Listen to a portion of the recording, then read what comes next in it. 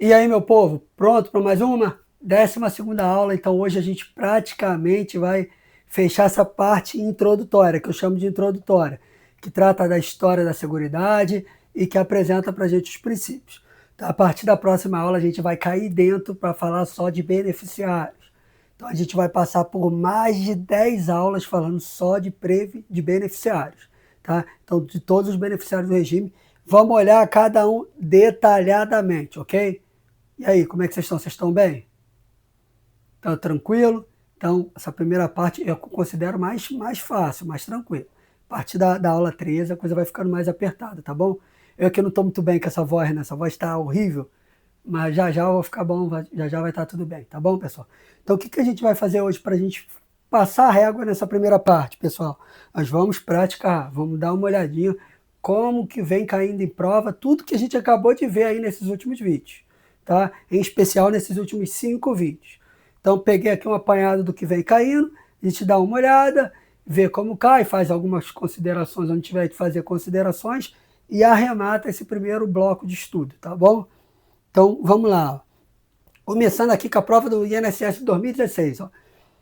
A Seguridade Social é organizada mediante gestão quadripartite, com participação dos trabalhadores, dos empregadores, dos aposentados e do governo nos órgãos colegiados. E aí, certo ou errado? O que vocês me dizem? A gente viu isso aqui, a gente viu aqui quando a gente estava falando lá dos princípios da Seguridade Social, né, que também pode vir na prova escrita objetivos, quando a gente estava falando de gestão quadripartite, não é isso? Na gestão quadripartite a gente tem a participação de quem?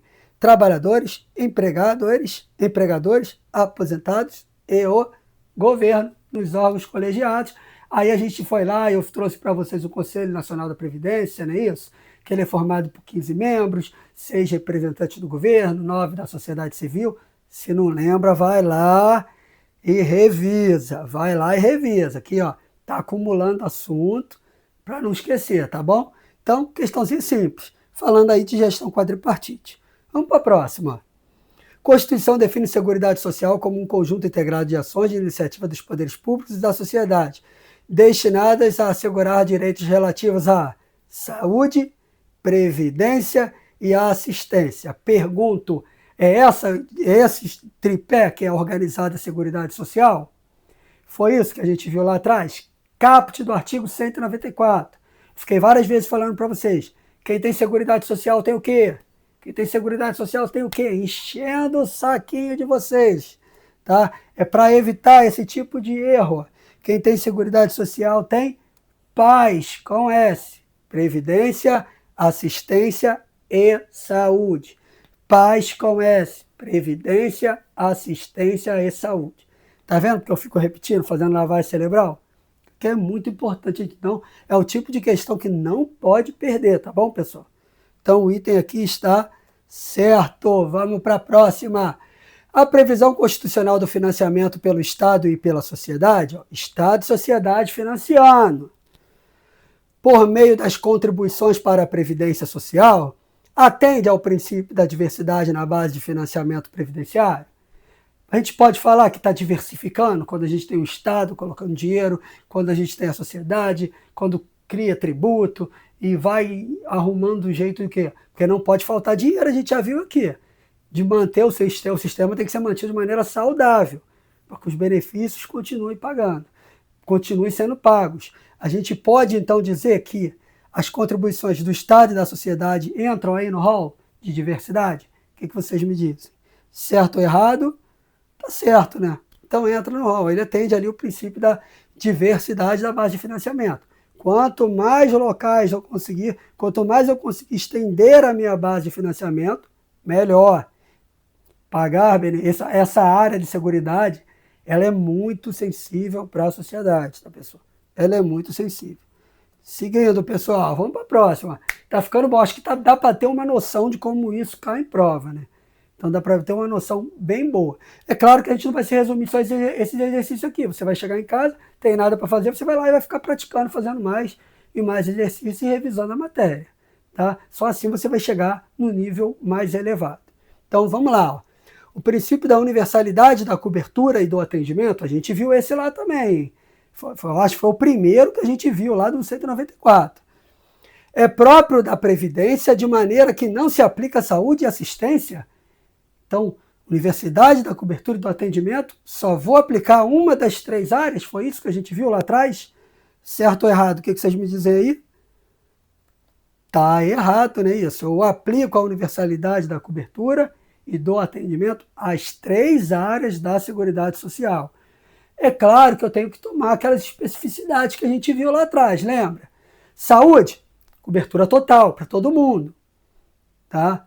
Agora, previdência, é para todo mundo total? Não, para quem contribui. E assistência, é para todo mundo irrestrito? Também não, vai ser para quem? Para os necessitados. Então veja a diferenciação, mas o princípio ele vai ser aplicado no geral para todo mundo, tá? Então, bastante atenção com isso. Vamos para a próxima. De novo do INSS, vamos lá. Ó. De acordo com o princípio da universalidade da Seguridade Social, os estrangeiros no Brasil poderão receber atendimento da Seguridade Social? E agora? Nessa prova aí, muita gente ficou com dúvida. Nessa questão, acho que a pessoa ficou procurando coisas demais ali e acabou se perdendo no raciocínio. Então, olha só. De acordo com o princípio da universalidade da Seguridade Social, a gente acabou de falar isso aqui. Os estrangeiros no Brasil poderão é diferente de deverão. Poderão receber atendimento da Seguridade? Então, o estrangeiro que está aqui no país sofre um acidente, precisa ir para o nosso maravilhoso Sistema Único de Saúde. Ele vai poder utilizar esse sistema de saúde? Sim ou não? Se o estrangeiro que está aqui, é porque para assistência, para necessidade, fica mais difícil. Mas se esse estrangeiro começa a contribuir lá para a Previdência, por algum motivo, por alguma especificidade, será que ele também não poderia usar esse sistema? O que vocês acham? Veja que é poderão. O exemplo da saúde é disparado o melhor de todos, porque a saúde é para todo mundo quer usar o nosso maravilhoso SUS, pessoal. Então o exemplo da saúde ele é o melhor de todos. E aí, o que vocês me dizem? Certo ou errado? Poderão, não poderão? E aí? Acabei voltando aqui. Poderão, não poderão? Aquele é o 4. Né? Então, os estrangeiros no Brasil poderão da saúde é um exemplo disso. Imagina, o estrangeiro está aqui, aí ele sofre um acidente, aí não vai ter acesso à saúde, vai ficar entregue à própria sorte? A gente sabendo já das repercussões disso e que o sistema ele é aberto, ele é para todo mundo. Então, veja a importância desse conhecimento, tá, pessoal? Então, poderão? Poderão. Então, toma cuidado em prova do SEBRASP com esse negócio de poderão e deverão. Poderão e deverão é muito clássico das provas do SEBRASP, tá? Vamos lá. 6. Então, analista de controle externo. Os serviços de saúde integram as ações da Seguridade Social. É verdade ou mentira? Faz parte da Seguridade Social a saúde? Seguridade tem paz, lembra? E poderão, de novo, ser prestados diretamente pelo poder público. Pode, a gente tem hospitais públicos. E mediante contrato ou convênio pela iniciativa privada, a gente também tem contratos ou convênio, hospitais privados prestando serviço de saúde. Então, vai buscando essa linha de raciocínio. E aí, o que vocês me dizem? Certo ou errado? Acertou o que marcou o quê? Certo, não é isso? Seguridade Social. Repare, ações da Seguridade. Tá? Muito importante para a gente. Então, a gente tem hospitais públicos, acabamos de falar aqui do maravilhoso SUS, e a gente também tem os hospitais privados aí, os planos de saúde, a gente tem todo esse aparato ali envolvendo o nosso sistema de saúde. Tá bom, pessoal? Tranquilo até aqui? Estamos já caminhando aqui para o finalzinho, tá? Para a gente fechar. Eu acho que aqui dá para ter uma boa noção de como isso cai em prova e aonde eu tenho que tomar cuidados para não perder coisa boba ali, tá? Vamos para a próxima. Defensoria Pública. Dado o princípio da universalidade de cobertura, de novo, a Seguridade Social tem abrangência limitada àqueles segurados que contribuem para o sistema. Então, por causa do sistema da universalidade da cobertura, eu só vou entregar Seguridade para quem contribui? Olha aí. Certo ou errado? Seguridade é paz, previdência, assistência e saúde. Então é só para quem contribui? E aí? Só para quem contribui é o quê? Previdência. Só uma das áreas. Por isso a gente pode dizer que esse item aqui está errado. Porque para a questão da cobertura, para pagamento é previdência. Assistência vai ser para quem necessita e não tem necessidade de pagar nada, tá? E saúde para todo mundo, tá? Então ela não é limitada para quem contribui. Toma muito cuidado, porque quando ele fala na prova seguridade, ele está abarcando os três. Quando ele fala previdência, ele está abarcando só uma perna ali da Seguridade Social, tá? Então, muito cuidado. Questãozinha simples, o item está errado. Beleza, pessoal? Dúvidas? Tranquilo? Vamos lá, tiver dúvida, comenta aí a dúvida. Professor, eu fiquei com dúvida, achei isso aqui estranho, tal, aí eu respondo lá embaixo, aí outros vão ver, e aí acho que resolve para todo mundo, acaba ajudando todo mundo, tá bom? Vamos lá, ó. Questãozinha agora de 2022, ó, último concurso, vamos lá, ó. O princípio democrático exige a necessidade de envolvimento de diversos segmentos na administração do sistema de seguridade social, de forma que sua gestão deve contar com a participação, de novo, de gestão, falando de gestão, deve contar com a participação dos trabalhadores, dos empregadores, dos aposentados e do governo. Certo ou errado?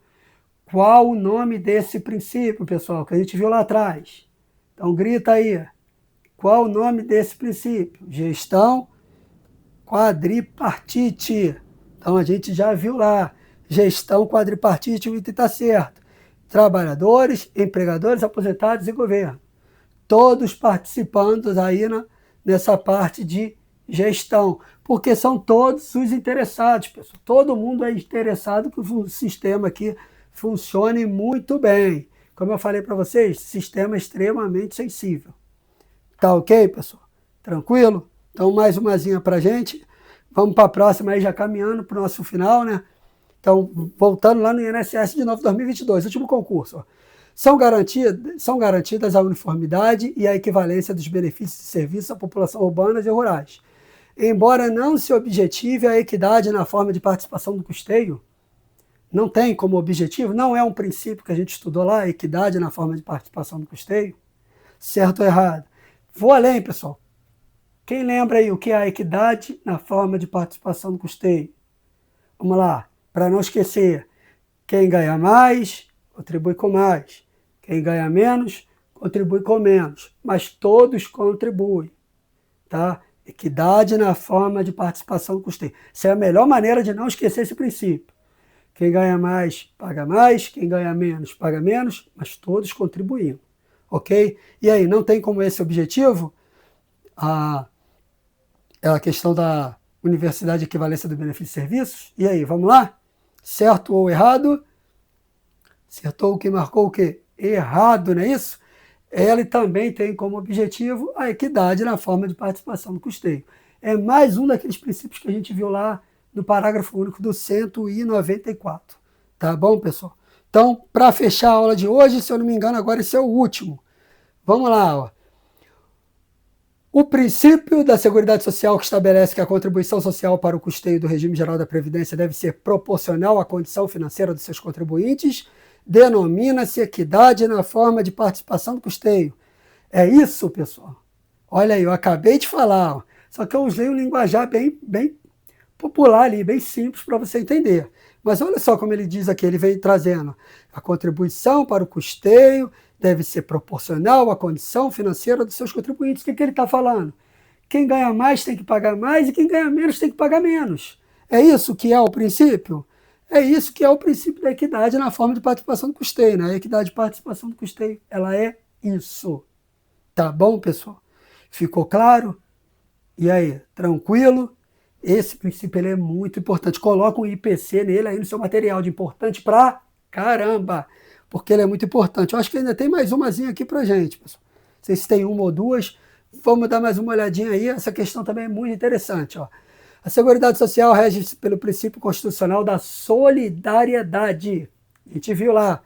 Primeiro que a gente viu o vídeo lá do último vídeo, tá? Se não lembra, volta lá, ó. Segundo o qual nenhum benefício poderá ser criado sem a correspondente fonte de custeio total. Certo ou errado? E aí, pessoal, o que vocês me dizem? Essa definição aqui, ó, segundo o qual nenhum benefício poderá ser criado sem a correspondente fonte de custeio total, é a definição do princípio da solidariedade ou é a definição de outro princípio que a gente já estudou? O que vocês acham? Vamos dar uma olhadinha aqui? Ela é a definição do princípio da contrapartida. Então, a questão está errada. Olha o que o Sebrasp fez aqui. O Sebrasp é do mal, ele é do mal.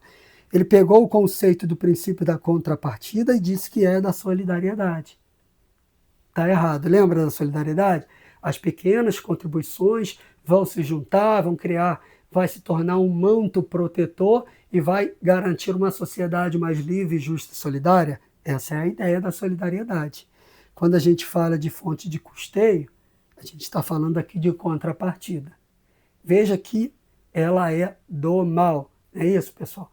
Então, finalizando a aula de hoje, eu espero que vocês tenham gostado desse primeiro bloco de estudos, tá? A partir da próxima aula a gente já começa a falar de beneficiários, a gente vai falar aí umas 10 aulas só de beneficiário. Vamos passear por empregado, doméstico, avulso, contribuinte individual, tá? Espero que vocês estejam gostando. Compartilha, curte, dá um hype no canal, se puder deixa um comentário, depois me dá um alô no áudio, diz se o áudio melhorou, tá bom, pessoal? Eu conto com a ajuda de vocês aí para impulsionar mais o canal, para trazer mais gente para o canal e para também ir melhorando as aulas cada vez mais, tá bom? Tudo de bom e até o próximo vídeo.